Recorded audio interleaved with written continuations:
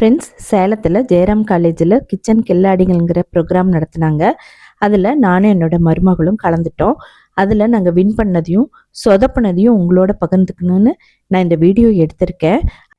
இது தாங்க வின் பண்ண டிஷ்ஷு. இது வந்து சொதப்பின டிஷ்ஷுங்க. இதை நாங்கள் எப்படி பண்ணணும் அப்படின்னு நான் இந்த வீடியோவில் விளக்கமாக சொல்கிறேன். வீடியோக்குள்ளார போய் பார்க்கலாங்களா? இதில் 3 கேட்டகரி இருந்தது. டெசர்ட்டு, கேக்கு, மெயின் கோர்ஸ். நாங்கள் மெயின் கோர்ஸும் டெசர்ட்டும் பண்ணி எடுத்துகிட்டு போயிருந்தோம். டெசர்ட்டுக்கு குனாஃபா நெஸ்ட் வித் ஜாமுன் எக்ஸ்ன்னு பேர் வச்சுருந்தோம்.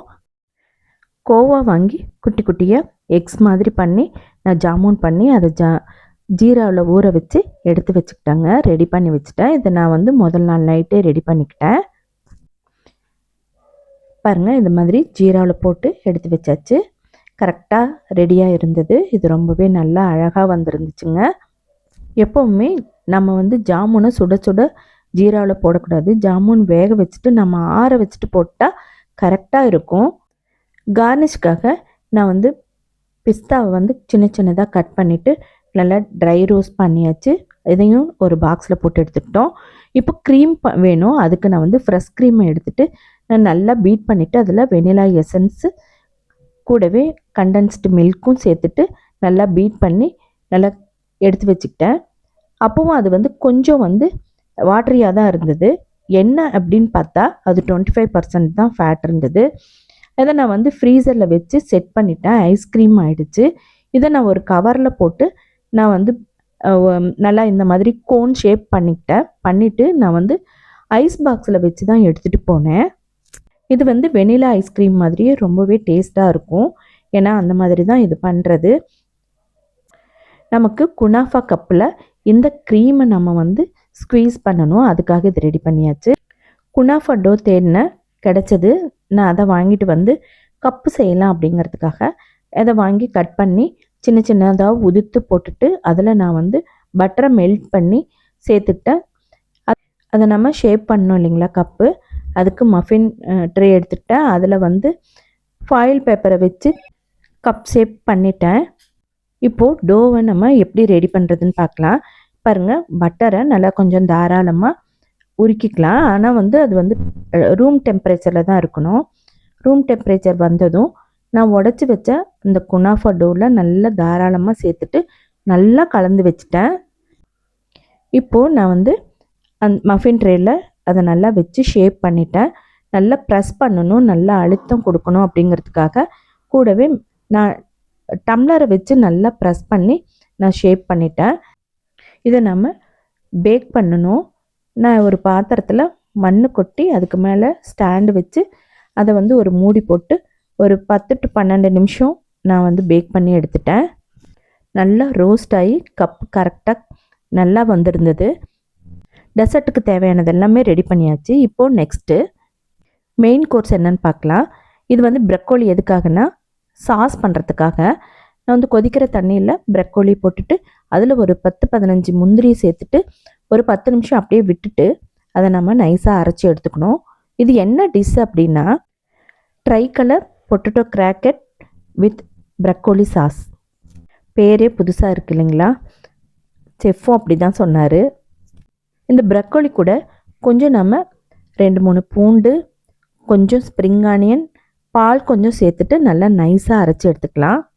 ட்ரை கலருக்காக எந்த விதமான ஆர்டிஃபிஷியல் கலரும் எடுக்கலை.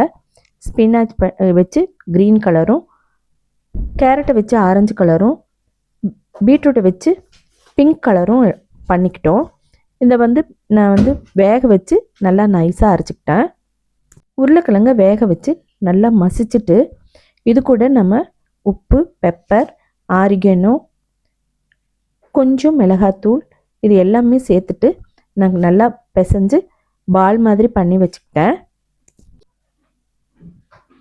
இது கூட கொஞ்சம் ரவை, மைதா, கொஞ்சம் தேவையான அளவுக்கு உப்பு, பெப்பர், மிளகாத்தூள் எல்லாமே சேர்த்துக்கிட்டேன். கூடவே கொஞ்சம் சில்லி ஃப்ளேக்ஸும் சேர்த்தாச்சு.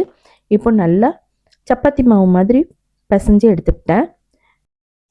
இது கூட 2 சீஸ் ஸ்லைஸ் சேர்த்து அதையும் இது கூட சேர்த்து நல்லா வந்து மிக்ஸ் பண்ணி, சீஸ் சேர்த்துறதுனால நல்லா கிறிஸ்பியாக கிடைக்கும் நமக்கு பால். இப்போ பாருங்கள், எல்லாத்தையுமே சேர்த்து நல்லா மிக்ஸ் பண்ணிவிட்டு 3 போர்ஷனாக பிரிச்சுக்கிட்டேன். அதில் வந்து க்ரீன் கலருக்கு ஸ்பினாச் வந்து வேக வச்சு அரைச்சி எடுத்தாச்சு. அது கூட கொஞ்சம் பிரெட் க்ரம்ஸும் சேர்த்தாச்சு.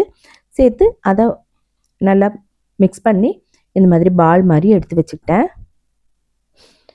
பீட்ரூட்டை சேர்த்துட்டு பிங்க் கலர், அதே மாதிரி கேரட்டை சேர்த்து ஆரஞ்சு கலரும் பண்ணியாச்சு. 3 கலர்ஃபுல்லான பால் ரெடி ஆயிடுச்சு. பாருங்கள், கலர்ஃபுல்லாக இருக்கா? இது ஒரு 10 நிமிஷம் அப்படியே ஊறட்டும்னு விட்டுட்டேன். இப்போ உருட்டிட்டு நம்ம டஸ்ட் பண்ணி எண்ணெயில் சேர்த்துட்டு நம்ம பொரிச்சு எடுத்துக்கிட்டாச்சு. இதை வந்து தனியாக அப்படியே எடுத்துக்கிட்டோம். இதை நம்ம வந்து அங்கே கிறிஸ்பியாக இருக்கணும் அப்படிங்கிறதுக்காக காலையில் அவசர அவசரமாக செஞ்சு இதை தனியாக ஒரு பாக்ஸில் போட்டு எடுத்துக்கிட்டோம். இப்போது ப்ரக்கோலி சாஸ் ரெடி பண்ணோம். ஒரு பேன் வச்சுட்டு அதில் பட்டர் 2 டேபிள் ஸ்பூன் சேர்த்துக்கிட்டேன். கூடவே 1 டீஸ்பூன் மட்டும் மைதா சேர்த்துக்கிட்டு கூட நல்லா பொடியாக கட் பண்ண ஸ்ப்ரிங் ஆனியனை வந்து இதில் சேர்த்துக்கிட்டேன். கூடவே பூண்டும் சேர்த்தாச்சு. சேர்த்துட்டு சும்மா ஒரு 30 செகண்ட்ஸ் வந்து வதக்கிட்டு இது கூட பால் சேர்த்துக்கிட்டேன். பால் வந்து கொஞ்சம் தாராளமாக சேர்த்துக்கிட்டேன். ஏன்னா நமக்கு வந்து டக்குன்னு கெட்டியாகிடும். எப்போவுமே இந்த சாஸ் செய்கிறது வந்து நம்ம வந்து கொஞ்சம் நிறைய பால் சேர்த்துனா நல்லா க்ரீமியாக இருக்கும். நான் 3 டம்ளர் அளவுக்கு பால் சேர்த்துக்கிட்டேன். இதுக்கு தேவையான அளவுக்கு உப்பு, கூடவே நான் அரைச்சி வச்ச அந்த ப்ரக்கோலி க்ரீம் அதை வந்து சேர்த்துக்கிட்டேன். நல்லா சேர்த்துட்டு கொஞ்சம் தண்ணியும் வந்து அந்த வேஸ்ட் பண்ணக்கூடாதுன்னு அதை மிக்ஸி ஜாரை கழுவிட்டு அதையும் சேர்த்துக்கிட்டேன். கூடவே ஆரிகனோ, கொஞ்சம் நிறைய ஆரிகனோவோ இல்லை இட்டாலியன் சீசனிங்லாம் அதிகமாக சேர்த்தக்கூடாது. இட்டாலியன் சீசனிங்கும் ஒரு அரை டீஸ்பூன் அளவுக்கு சேர்த்துக்கிட்டேன். நிறையா சேர்த்துக்கிட்டா வாசனை வந்து ரொம்ப ஜாஸ்தியாக இருக்கும். அதனால் கம்மியாக சேர்த்துக்கலாம். ஒரே ஒரு சின்ன பேக்கெட் சில்லி ஃப்ளேக்ஸ் சேர்த்துக்கிட்டேன். சேர்த்துட்டு அதை நல்லா கரைச்சி விட்டுக்கிட்டேன். கூடவே தாராளமாக ஒரு 4 ஸ்லைஸ் வந்து சீஸ் ஸ்லைஸ் சேர்த்துக்கிட்டேன். இது வந்து நல்ல க்ரீமியாக டேஸ்ட் ரொம்ப சூப்பராக இருக்குங்க. இதில் நம்ம வந்து அந்த பொரிச்ச அந்த பால்ஸ் எல்லாம் சேர்த்துட்டு நம்ம சர்வ் பண்ணிக்கலாம்.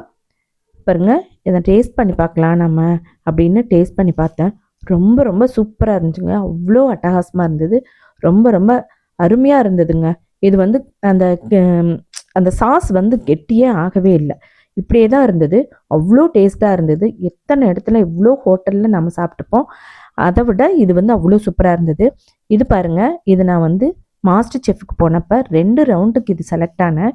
இந்த மாதிரி தான் நான் பண்ணேன். இந்த மாதிரி சொதப்பலாக ஆயிடுச்சு. அந்த பிளேட் வந்து எல்லாருமே ஃபோட்டோ எடுத்துக்கிட்டாங்க.